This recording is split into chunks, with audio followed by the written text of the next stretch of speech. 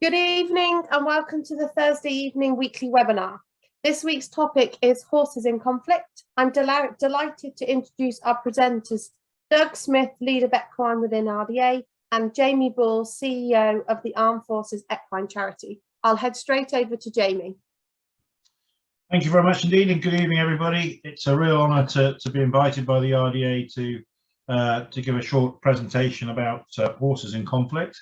Technology often defeats me, so if I go on to mute, just wave at me and I'll try and come off mute. And hopefully I'm going to start sharing my screen now for you all. So here we go. Let's just try it. I'm assuming that everybody can now see the screen and we can go for it. As I said already, I'm going to talk for about 10 minutes about horses in conflict. And some of you out there may be wondering, who are you? And on what authority have you got to talk about horses in conflict? I think probably on two counts, I wouldn't call myself an authority, but on two counts, I probably can add a bit of light in this area. First of all, I've just completed 37 years of military service. And I'm an infantry, I was an infantry officer, combat arm that is, and served obviously in every one of the conflicts of the last 37 years. So I've certainly seen conflict during my time. There's actually only been 8 specific occasions where I've seen horses used in conflict during that time, obviously the last being in Afghanistan. But my current job, I would say, is CEO of the Armed Forces Equine Charity. And what you've got on the screen in front of you, is one of our horses with one of our veterans off one of our veterans' mental health courses. Just proving that the bond between the human and the horse, is still as strong today as it ever has been.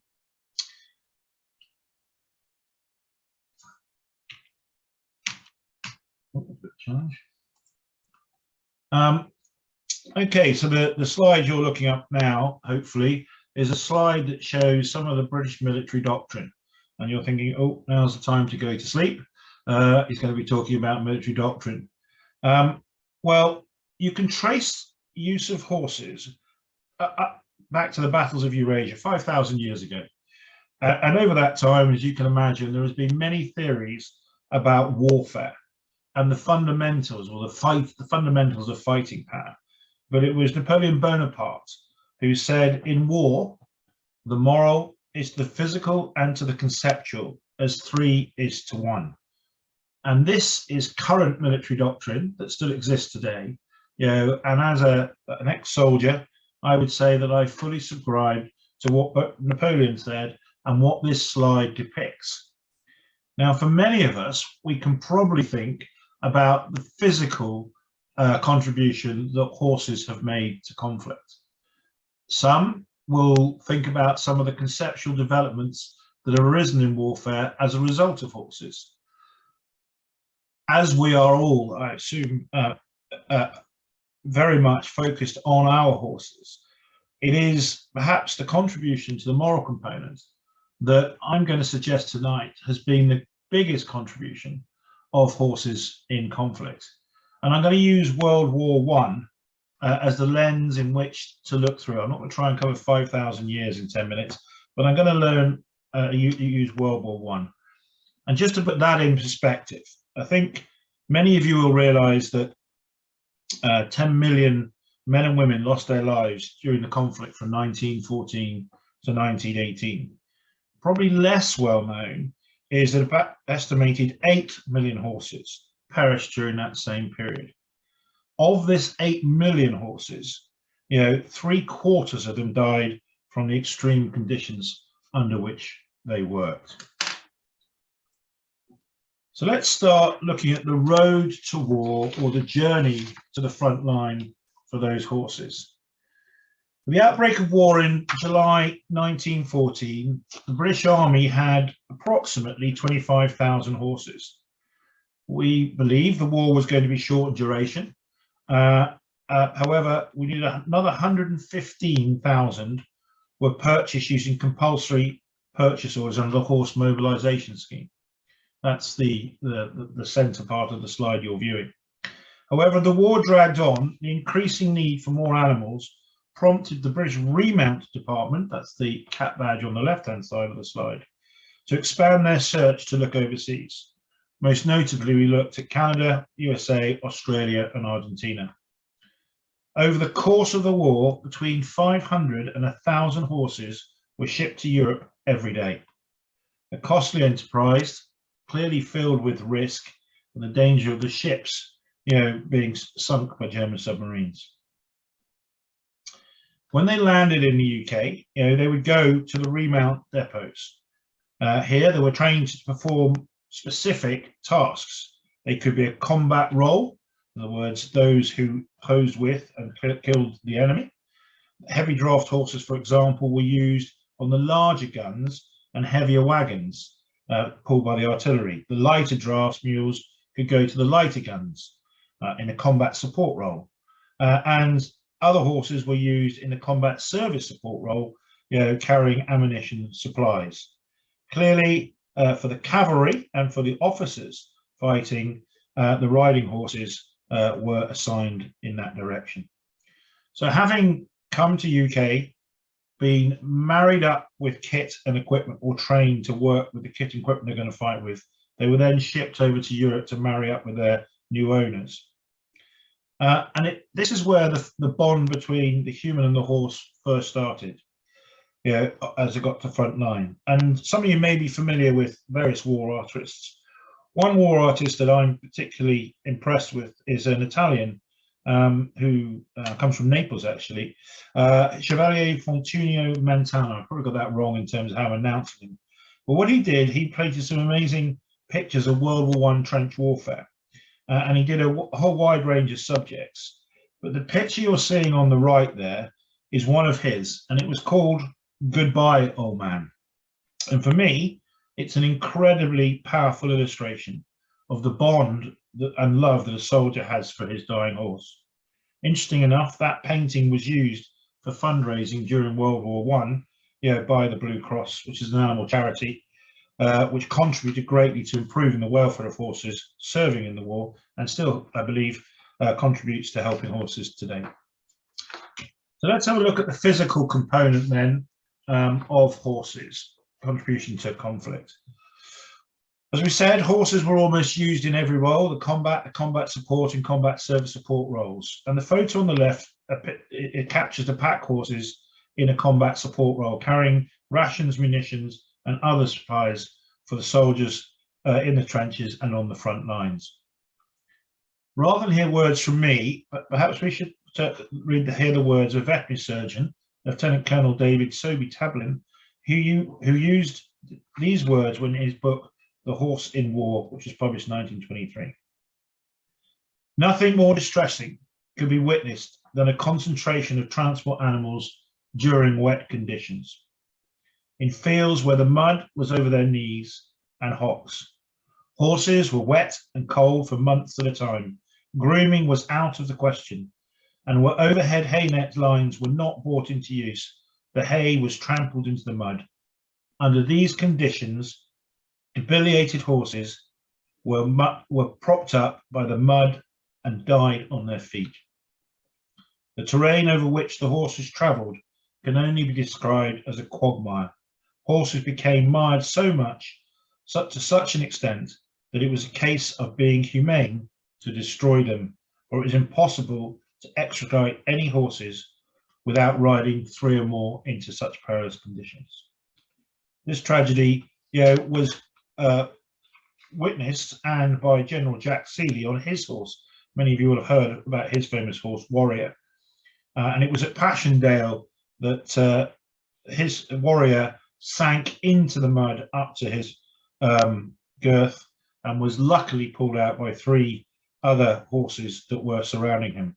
Of course, he went on to lead probably one of the most famous cavalry charges of World War I at Moray Wood on the 30th of March 1918, where the horses charged against the machine guns and superior numbers of the German offensives.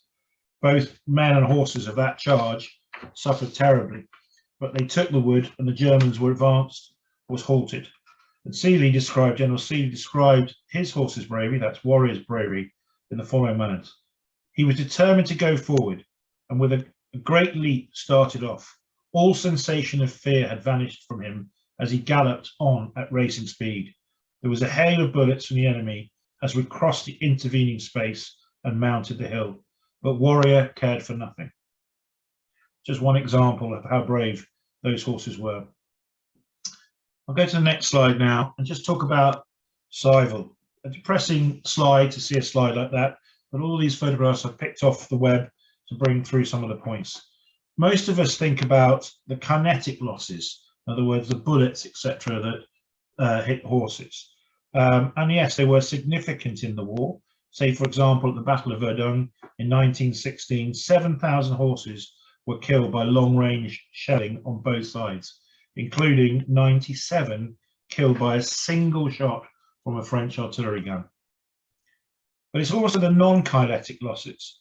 So the losses were particularly heavy amongst Clydesdale, which were often used to tow those heavy guns, which many of you would have seen in the film War Horse. Steven Spielberg's film The War Horse. And then the climatic and conditional losses, which were made worse by the body clipping of the horses by the vets as a preventative measure against affixes such as mange and lice. And they were running, which was obviously running rampant through the army at the time. And unfortunately, because horse blankets were not always available, the practice resulted in a number of horses dying from just straight exposure. It was only in 1918 that clipping was limited to the horse's legs and stomachs only. And the final one I would suggest was starvation. And that was another major concern for those who had horses, was a possibility that their chargers would starve to death. Feed was incredibly scarce, and soldiers wrote us seeing horses choking while trying to eat their blankets and hay nets in an attempt to satisfy their hunger. Let's move now on to the conceptual component. And the slide you're seeing here shows on the left the badge of the Army Veterinary Corps as it was, and still is. And at the outbreak of World War I, there were 364 Veterinary Corps officers. That's regular and reserve. And during the war, a further 1,306 were commissioned. And by 1918, almost half of the veterinary surgeons in Britain were serving in the Army Veterinary Corps. In addition to the officers, the expansion in the other ranks rose from 934 to 41,755. Why am I picking on this? Just as Afghanistan probably and Iraq has moved forward our understanding and conceptual development of prosthetic limbs for both the soldiers and back in UK for those tragically using any part of their body through accident or injury. And I would argue that potentially the Enigma machine code breaking in World War II propelled computing power forward. It was actually veterinary surgery and veterinary treatment of animals in World War I that was catapulted forward conceptually. I'll give you an example. Obviously, most suffered the straight battle injuries we talked about, but they also included suffering from gas attacks, which we don't often refer to. But the success rate was particularly high in terms of returning horses back to the front. 2.5 million animals were hospitalized in France, and of those 2 million were returned for duty. The remainder were either sold, slaughtered, or for human consumption, certainly. But such was a significant advance in conceptual thinking and understanding about veterinary surgery. On the 27th of November 1918, King George V conferred upon the Corps of Veterinary Surgeons the Royal Charter. So you now have the Royal Army Veterinary Corps. The Corps, and these were his words, the Corps, by its initiative and scientific methods, has placed military veterinary organisation on a higher place. The high standard which it has maintained at home and throughout all theatres has resulted in a reduction of animal wastage, an increased mobility of mounted units, and a mitigation of animal suffering unapproached in any previous military operation. So conceptually, we move forward there. Now on to perhaps the most decisive of all the components, the moral component.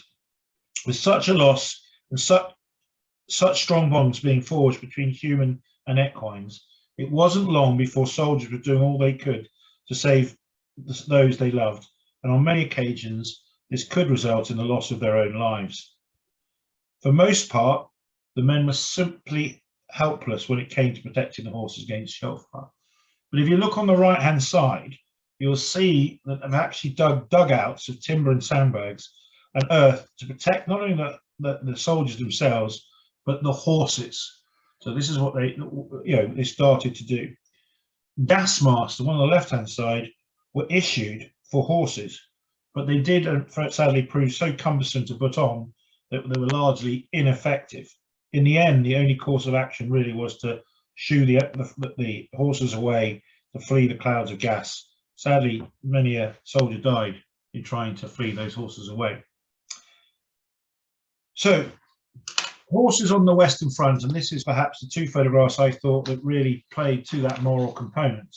The slide on the left, men and soldiers lived together, in the trenches, and that sort of strengthened the camaraderie, which is so important in conflict between men and women, but also men and animals, and particularly in this occasion, human and equine interaction. The one on the right, you'll see, shows an officer lying on the ground with his horse next to him. That comradeship was common to see on the battlefields of World War I. It is in the face of danger, that the bond between the horse and soldier was often so strong. Horses frequently looked to the men for comfort, as you can see in the photograph, and reassurance, and vice versa.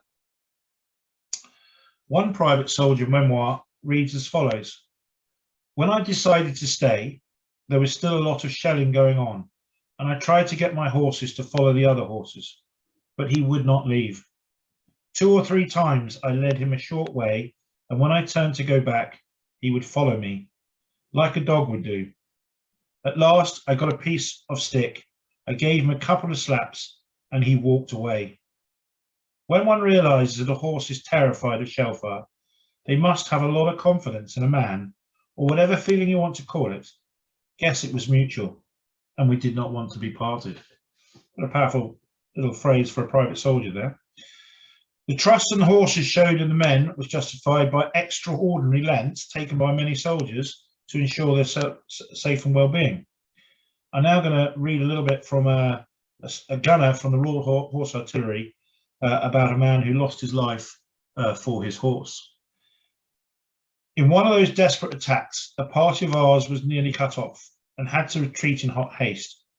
As we cleared out, there was a man of the Gloucestershires who noticed that a horse which had been struck by a shell was in great pain and was neighing piteously for water.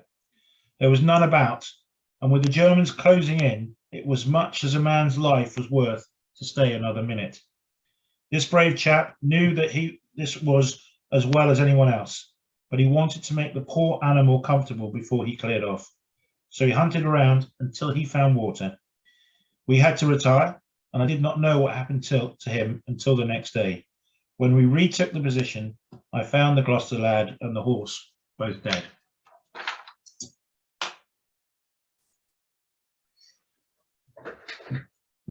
Beyond the actual battles, horses are continuing, and this is where my chief executive of the Armed Forces Equine Charity are still contributing, to those who suffer the deepest battles, the deepest scars. What you're seeing there in front of you is an individual from one of our courses that took place earlier this year. This guy was in the Scots Guards, an infantry unit, and obviously was deeply troubled by some of his service. The turnarounds that we're seeing by marrying up current veterans with horses is absolutely amazing. I'll let you read the next slide, the text, without anything from me. And I think this really sums up how much the horses today are still contributing to that moral component.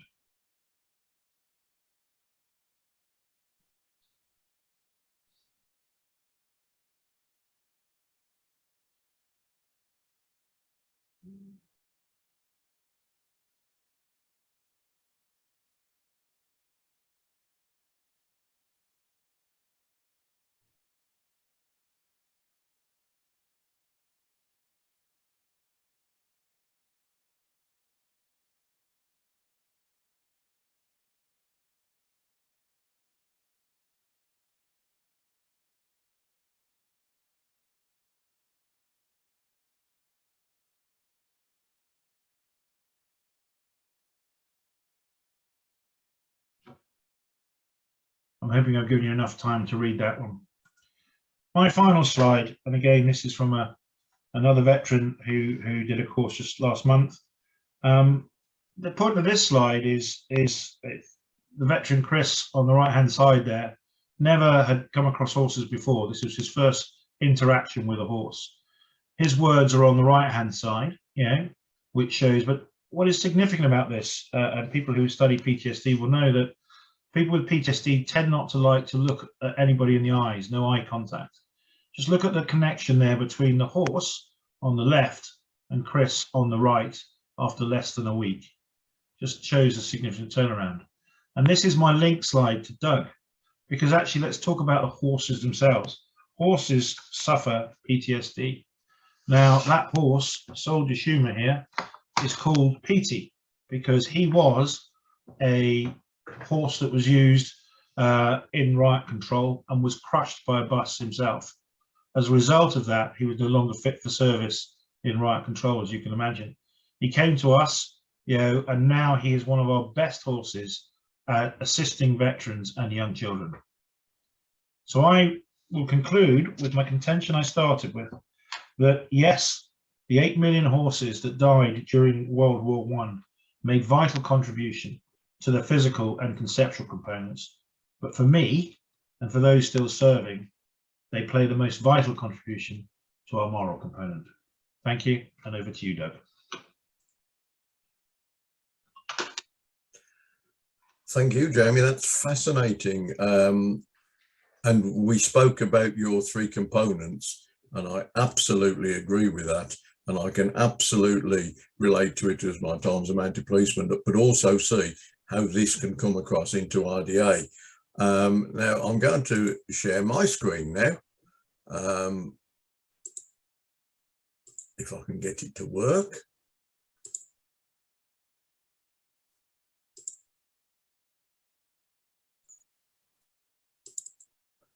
Right, can everybody see that?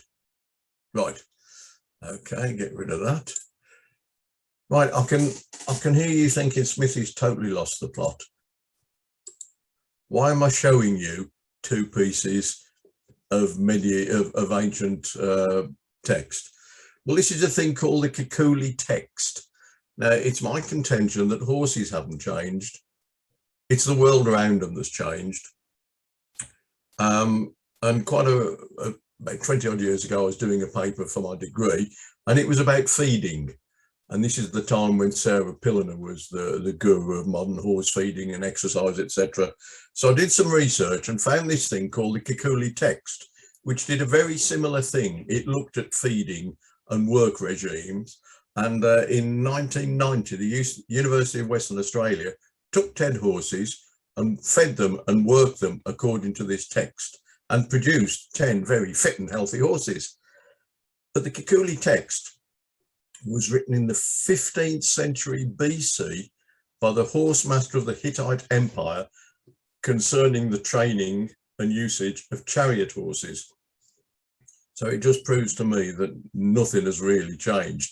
And if you're interested, you can go online and get the transcript of that text, and it makes great reading.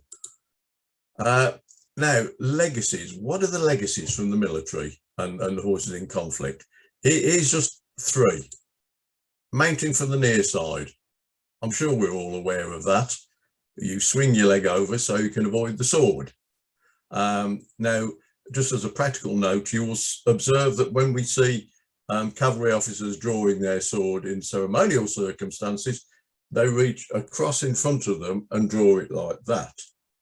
However, and we carried sword sticks at work, if you are drawing them in a battle situation, you reach behind you and draw them that way. The reasoning behind it is quite simple. You can keep your head looking forward rather than down, and it brings the weapon into play straight away. But I'm a firm believer, and I do this with any horse I introduce, we should mount equally from the offside. It's not the wrong side, it's the offside. And we wonder why horses are very often one-sided to this particular side. And if you think about calisthenics, you're putting strain and pressure on the left-hand side of the horse, whether you use a mounting block or not, all the time. So I think it's something we should move away from, but I'm not holding my breath. Spanish Riding School of Vienna, high school dressage movements, originally movements used in war, dressage, half pass, full pass, all that sort of thing we used in conflict situations. And finally, the trusty stirrup. They've been around since about 500 BC when they were just little loops of leather, but then in medieval times, when knights came to the fore, they were very useful for mounting, but most importantly, they give you a solid platform when you're using a weapon. Otherwise, if somebody smacks you in the chest with a lance, you're straight out the back door. Right, horses at war. Let's have a look at this. That's a picture we can all relate to. The horse, when he was the ultimate weapon, he was the tank of his time. He was much prized and very feared by infantry. We used to do a musical ride with 16 horses, and it finishes up with a line abreast charge with lances engaged. I have stood in front of that, knowing they were going to stop, and even I was thinking of moving. But then this is a picture Jamie and I decided we would share, and this is horses and mules, pack mules in the First World War. They were a tool of the trade then, and considered almost disposable, except of course with the men who worked with them and developed relationships, and very often that was their only contact with something other than battle.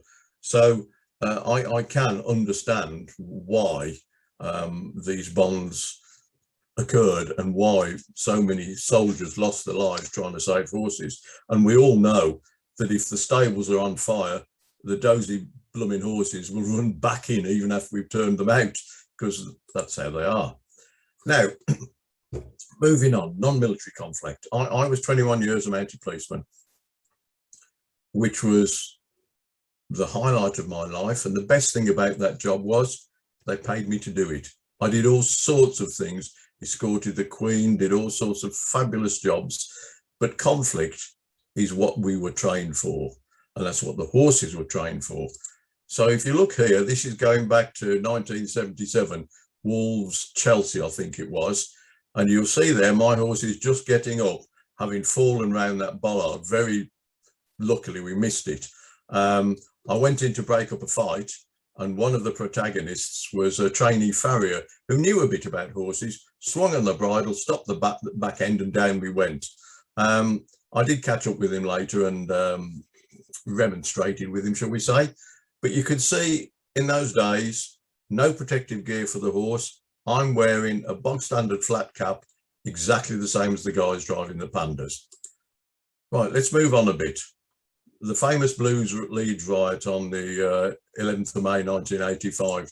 You can see them all coming onto the pitch there. It got totally out of hand. A young boy was killed when a brick wall was pushed down on top of him. It was probably one of the most violent football confrontations I've ever been involved with. Initially, when I started, it was just fisticuffs, but as years progressed, weapons became involved, and it got very nasty. So the horses had to go on. And here we are coming off just at the end of the interval, and you can see there, that's me on a cracking little horse I had called Jimmy. We're wearing corker helmets, the same as the riders of the old Velocets used to wear. But then in the second half, it got really nasty, and they brought us riot helmets, and then it got a bit serious. Now, if you look at that picture over the shoulder of the policeman to the right, you'll see a young man with white patches on his shoulder, and Jimmy's leg is up. Lochinvar is his official name. His leg is up. And on the next picture, you'll see the same lad at the back, having been pulled underneath Jimmy and kicked out the back. And you'll see that guy on the right with a very long stick that he'd broken off from the football ground. He tried to sweep me off my horse with that. Needless to say, he didn't, and he suffered the consequences as well, because you hurt my horse, you upset me, and I don't like that. Now, this is something I'm very proud of. This is the Right to Rome march at Windsor, years and years ago. You can see the horse on the right there is a bit lathered up because we had to do quite a bit of active work with the protesters. And then you see the little guy with the enviable haircut on the ground, and we just stopped him and his pal. So that was almost what I call a passive weapon. But would you believe that picture appeared on the front page of the Financial Times? And it's not many people who've been on horseback on the front page of the Financial Times. And then we move on to something we've all heard about, the miners' strike up in Yorkshire. This is Orgreave, and you can see that the air is thick with missiles. A lot of them were bits of dry stone walling that they'd just broken off the walls, and some of them were pretty damn good shots. And we had to suffer that, and the horses had to suffer that. And then you move on, and there the horses are going through where the foot bobbies couldn't control it. The horses were let through. Now, there's a day that we call at Orgreave the day the wheel came off. It was the one that really broke the miners' strike. And there was something like 7,000 or 8,000 protesters. I'm not saying miners, because a lot of them we'd seen at all sorts of other demonstrations, and they were just busting for a free knock at the copper. And the 1,000-foot coppers couldn't deal with it. So the gaffer used some quite colourful language and said, get those horses through. And there were 60 of us from different forces, and we galloped up the road, and at the top went into 3 different units, about 20 in each. And we're galloping on tarmac with a weapon in one hand, 6 inches knee to knee, with officers from other forces, excuse me, who I didn't know. And we jumping over stone walls into fields of standing crops and fighting. And it's probably one of the most adrenaline-filled jobs I've ever had to do. But we were victorious. And when we came back, what happened earlier on, the foot bobbies used to beat their shields with their staffs like they did on Zulu, which is quite an intimidating noise. And they were told to stop doing it because it was intimidating the protesters, who were singing all sorts of horrible songs at us. But when we came back from that charge, we're walking down the road where the vans were parked, and all the coppers got out of the vans with their shields and were beating their shields as a guard of honour as we went down the road. And I can tell you, I've rarely felt more empowered and proud, because the little horse I was on, Jimmy, I had him virtually straight off the boat from Ireland. And whereas we don't want to do this sort of thing, to take a horse who's as green as grass and to train him to that standard and have that sort of relationship, that he will do stuff that's completely alien to his natural reaction. We all know the horses will not, excuse me, naturally go forward into noise. They'll either stop and watch it or turn away from it. But that was really, really professionally a very satisfying day. And the one thing I will say, going back a few slides, for the horses in the First World War, you will all have seen, I'm sure, at least the film or possibly the play War Horse, which we all know is fictional. But if you want a really good read that is absolutely true story, and if you'll pardon my language, it's a horse called Bill the Bastard. And it's by a guy called Roland Perry, and it's a true story about an Australian horse, because the vast majority of horses did not come back from the First World War. They were either sold to the French, either to work or for food, which is alien to the sort of ethos of this country. But, you know, some countries eat horse meat. So that's the combat side of it over. Now I'm going to move on to training, because the training is what prepares us to do that job. And it is all about adrenaline, and for the horse and for us. I remember the Blues Leeds riot you saw. I dislocated my knee and broke 2 bones in my right hand. The knee went back whilst I was riding, and I didn't realise I'd broken my hand until it came to stop and I couldn't let go of my staff. And that was purely adrenaline working as a painkiller. So the training, what do we do? How do we make these horses, give them the mindset to do this? Well, some of you might remember the Para World Championships at Hartpury in '94. I'd already been involved while still at work, so I managed to wangle that we did a display, and we did all sorts of things. We were jumping through hoops of fire, we were jumping through hoops painted to look like a brick wall, hoops of paper, which is very good until a horse runs off with you, because you can't put him at a brick wall to try and stop him. But here you will see 4 horses jumping, not overly big jumps, you know, just road closed signs. But the thing is, there's no wings on those jumps, so they can run out. The riders are 6 inches knee to knee. And as you can see, we're all, this is me on the left on the chestnut. We're all looking at each other to ensure that the horses are all in the air in a pretty straight line at the same time. That's skill, obedience, discipline and trust, which is what you need.